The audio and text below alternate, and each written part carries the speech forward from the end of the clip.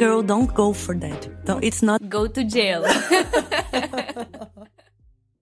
Girl, I've been thinking, like really thinking. And I don't think you can be fully yourself once you're self-aware. And I know, already controversial. Somewhere an Instagram quote just unfollowed me. But stay with me. Because the more I sit with this, the more I realize how little we talk about what actually happens after you start becoming aware. We're sold self-awareness like it's a damn reward, like you unlock some new level and suddenly everything makes sense. But awareness doesn't free you. It changes you. Once you see your patterns, you can't unsee them. Once you understand your triggers, you can't pretend that you're just emotional. Once you know why you do things, you lose that luxury of acting like super surprised by the outcome. And honestly, that takes some of the fun away. Because ignorance was kind of a vibe. There was a version of me that felt easier to be. She spoke first. She thought later, if she thought at all. She felt everything intensely for sure and immediately, like I used to react. I used to spiral. She used to send that text, unsent that text. Then maybe sent another one explaining why she unsent the first one. You know that girl. People loved her. She was expressive. She was passionate. She was real. And then awareness showed up, like quietly, not dramatically, not with some big awakening. It was more like a pause before speaking, before reacting, a pause before posting. And that pause, it kind of changed everything. Because pausing makes you less entertaining. You start choosing words. You stop saying everything that you think. You don't react just to feel alive. And people notice. Like, not loudly, but it feels like less hype, less instant validation, like more silence.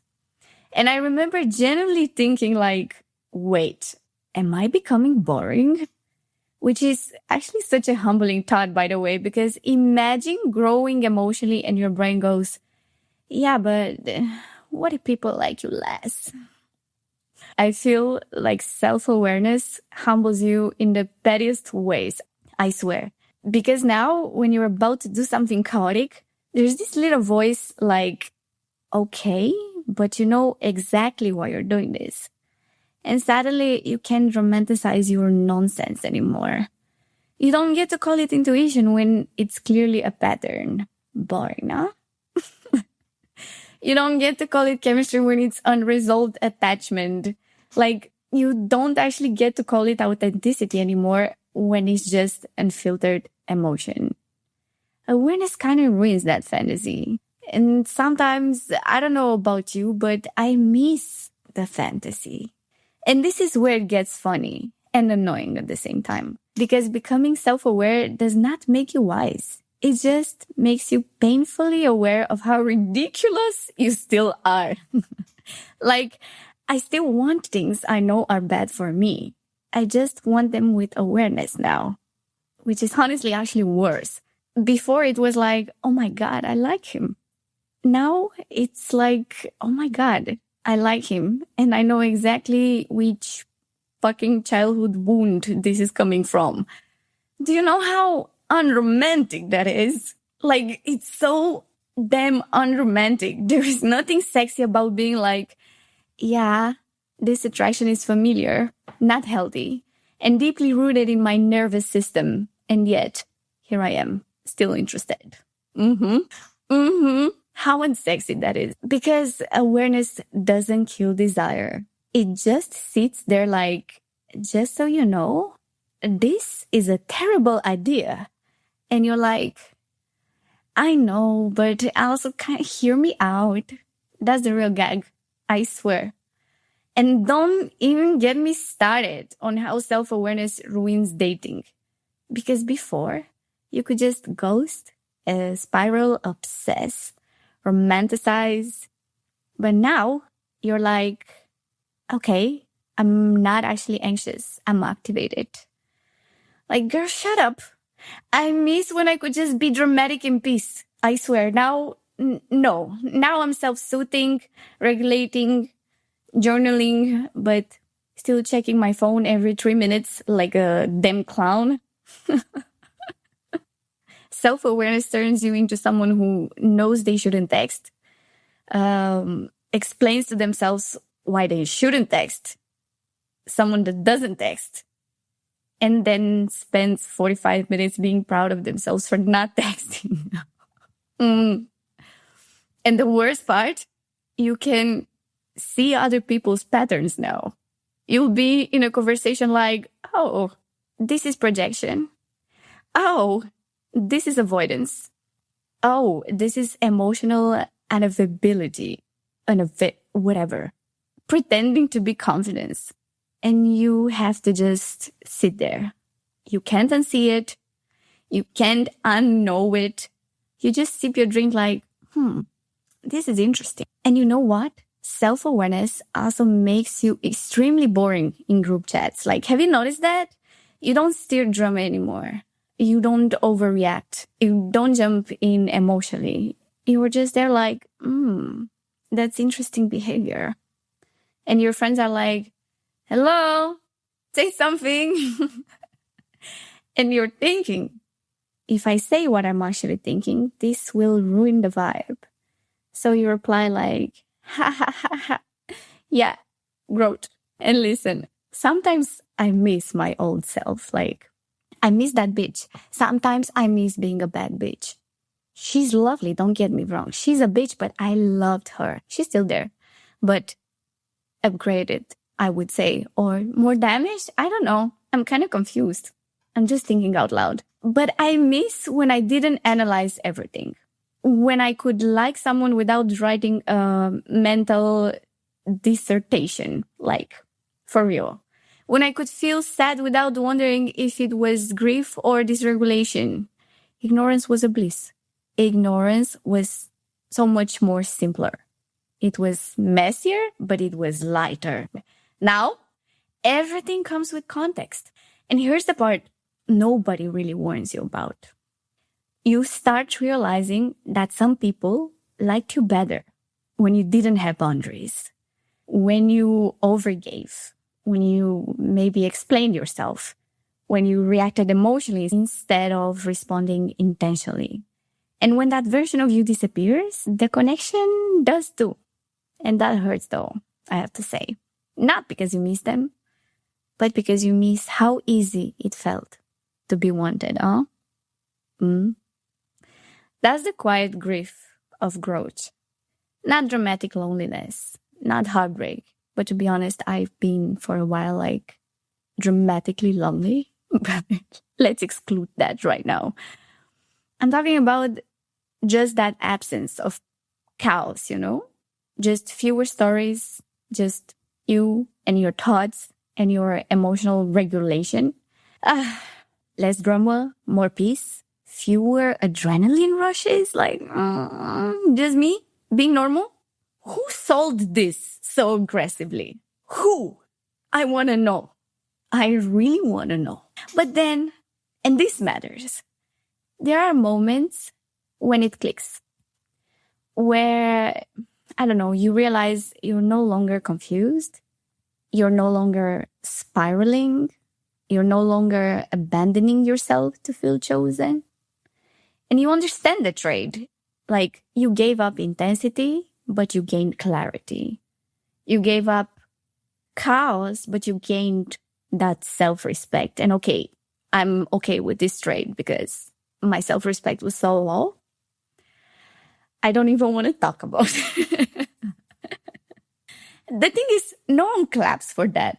No one celebrates it. It just quietly changes your life though. And this is actually where I want to pause for a second, because this realization, it's also why I changed the name of this podcast. There was a time when calling this podcast Totally Myself felt like freedom. It felt, bold, like saying, this is me, take it or leave it. And at that stage of my life, that was exactly what I needed. Because finding your voice after years of shrinking, that matters.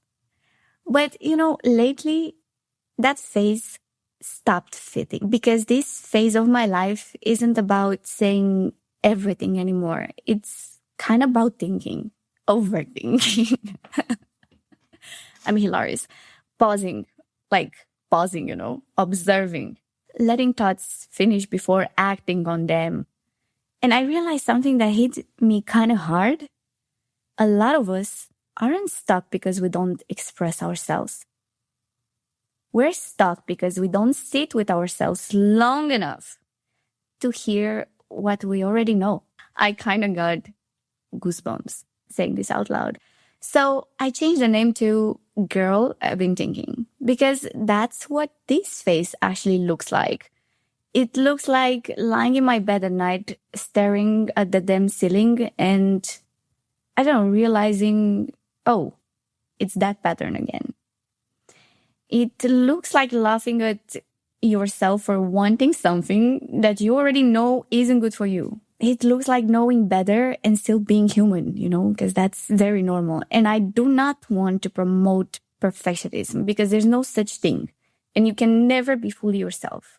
So it's about that moment before action, that space before reaction.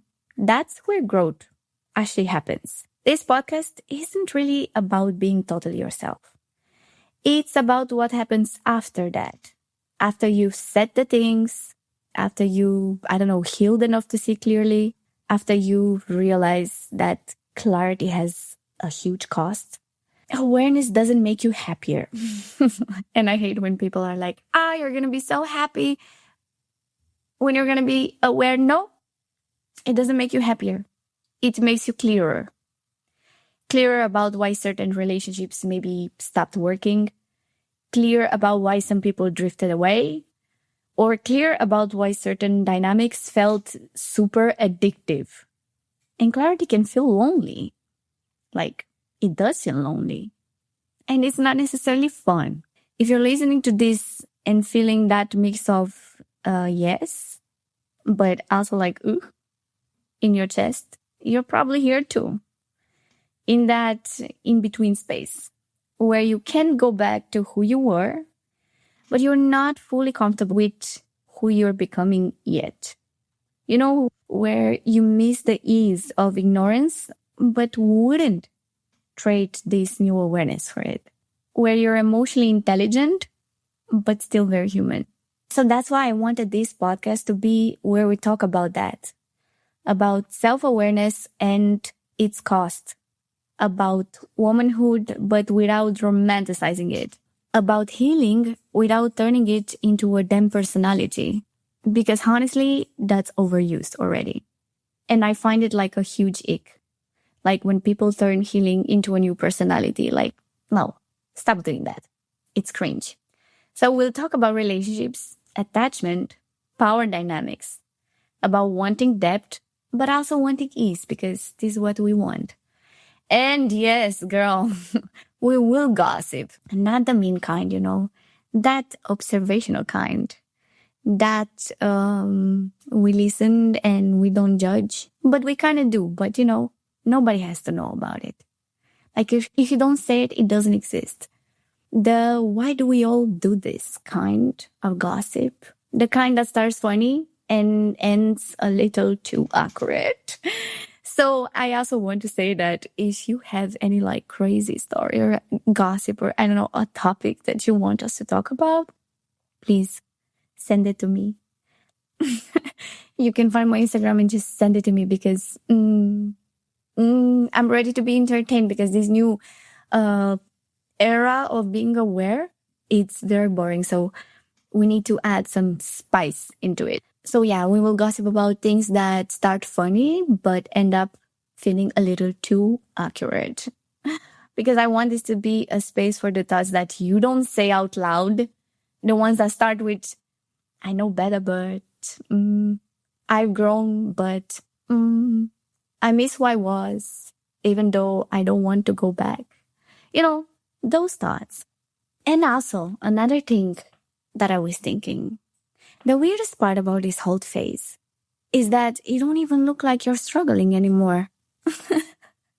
From the outside, you look fine. You look calm, like all put together. regulated. People assume you're good, but internally, there's a constant low-level dialogue happening, like literally low level. You're always negotiating with yourself. And I swear, like, it sounds like, is this a boundary or am I just tired? Is this intuition or am I avoiding discomfort? Am I healed or am I just emotionally unavailable with better language? Because that's the sneaky part of growth. It gives you new vocabulary. It's so cool, no? And suddenly you can justify anything. You can ghost and call it self-respect. You can detach and call it peace. You can avoid intimacy and call it standards. And sometimes you have to sit there and be like, okay, am I actually evolving or am I just better at protecting myself? To me, that's very real. This happens to me multiple times. I mean, come on, let's be real. It happens to all of us. That question alone, that question with like, am I evolving or am I just better at protecting myself? It will keep you up at night. It will. And no one tells you how lonely it feels to be the most self-aware person in the room, okay? I'm not saying I am the most self-aware person in the world, but sometimes I am the most self-aware person in the room. And no one tells you how it feels. You start noticing tone shifts, energy changes, micro reactions. You notice when something feels off before anyone else names it. And you're sitting there like, are we all going to ignore this? Or is it just me? So you say nothing, like again, because you've learned that not everything needs to be addressed, blah, blah. Not every feeling needs to be spoken. Not every thought needs a microphone. I mean, I'm not saying that to me because clearly this is what I'm doing. I'm putting every single one of my thoughts here in front of a microphone. So, but you know, that's growth, even though it's also isolating. There's also this strange pressure that comes with awareness. Like, now that you know better, you feel like you're not allowed to mess up anymore. You're not allowed to spiral. You're not allowed to want the wrong thing. You're not allowed to be confused. And when you are, you're harder on yourself than anyone else ever was. You're like, why am I still here? I should be past this. I've read the books. I've done the work, the therapy. But you know, we say these things as if healing had a deadline, as growth was something linear, and that's complete bullshit. As if knowing better meant never slipping, and that's, again, complete bullshit. And honestly, sometimes I'm saying this again because I miss not knowing. I miss when feelings were just feelings, not signals, not data, like not something to unpack. I miss when attraction was just attraction and not a full psychological profile. Now, everything is layered. Everything has meaning. And sometimes you just want to feel something without turning it into a lesson. But then I remind myself of this. Even awareness has seasons. There's a phase where you're hyper aware and everything feels heavy and serious. And then there's a phase where awareness kind of softens, like where you trust yourself more, where you don't analyze the everyday move, where you're still conscious but less tense. And I think a lot of us are stuck in that middle part because I see everything, but I don't know what to do with it yet part. The part where you're not asleep anymore, kind of, but you're not at peace either. And if that's where you are, you're not behind. Like, trust me, you're not broken. You're just in transition. You're learning how to live without chaos, without becoming closed, how to have boundaries without building walls, like how to be discerning without being detached. And that's not something you figure out in a month or a year. That's like a practice. And I hate when people are selling healing like it's something, you can do this in 30 days. No, you can't. It takes integration, which is really what this podcast is. Like, not answers, not advice, also advice sometimes, just a place to practice being honest, like about what this phase actually feels like. Just as it is. Messy, quiet, funny, contradictory. A place where you don't have to rush to a conclusion or package your growth into something impressive. You can just think. That's what I want this place to be. So if you're looking for a podcast that tells you to be softer, prettier, more healed, more aligned, this isn't it. Like, it's not. But if you're learning how to live with awareness without betraying yourself, if you're learning how to hold clarity, humor, desire, and restraint all at the same time, then yes, girl, I've been thinking. And I'm really glad that you're here.